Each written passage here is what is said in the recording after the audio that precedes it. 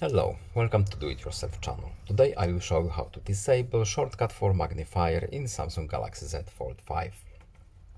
Right now we have our shortcut set up as this bottom right corner application shortcut. How to turn it off, how to disable it. We need to go to settings first, then we are looking for accessibility options and visibility enhancements. In here at the bottom we have our magnifier. If we go here, we can just disable this button. As you can see, it's gone. But if we have another options here, we can change them however we want, or we can just turn it off.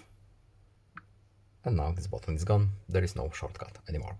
I hope this video was helpful to you. Please leave a like and subscribe. Have a nice day and see you in the next video. Goodbye.